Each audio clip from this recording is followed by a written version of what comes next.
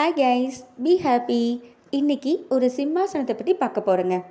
இந்த குட்டி சிம்மாசனம் யாருக்காக அப்படின்னா, எங்கள் வீட்டு பூஜை அறையில் இருக்கிற சாமி விக்கிரகங்கள் மோஸ்ட்லி பார்த்திங்கன்னா ஒரு சின்ன மேடை மாதிரி வச்சு அதுக்கு மேலே தான் விக்கிரகங்களை வச்சுருப்போங்க.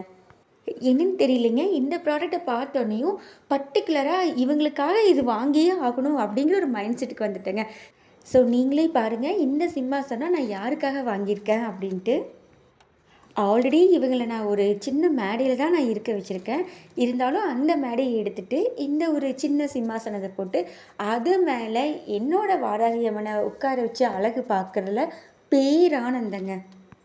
இது எனக்கு மட்டும் சந்தோஷம் இல்லைங்க, வாராகி அம்மன் நல்லா உத்து பாருங்கள், அவங்களுக்குமே வந்துட்டு ஒரு பெரிய சிம்மாசனத்தில் ஒய்யாரமாக உட்காந்துருக்கிற மாதிரி அவங்களோட அந்த சாமியோட ஃபேஸை பார்த்தாலே எனக்கு அப்படி தோணுது. ஸோ இந்த குட்டி சிம்மாசனத்தில் என்னோடய வாராகி அம்மனை உட்கார வச்சு அழகு பார்க்குறதுல எனக்கு ரொம்ப ரொம்ப சந்தோஷங்க.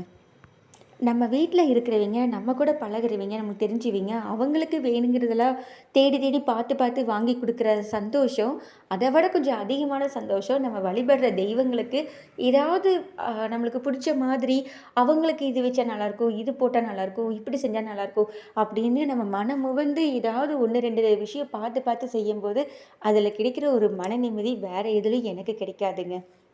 இந்த மாதிரி உங்களுக்கு ஏதாவது எக்ஸ்பீரியன்ஸ் இருந்ததுன்னா கண்டிப்பாக கமெண்டில் ஷேர் பண்ணுங்கள். மறக்காமல் என்னோட வாராகியம்மன் இந்த சிம்மாசனத்தில் எப்படி இருக்காங்க அப்படிங்கிறதையும் கமெண்ட் பண்ணுங்கள். தேங்க்யூ. எண்ணம் போல் வாழ்க்கை, எண்ணம் போல் தான் வாழ்க்கை. தேங்க்யூ.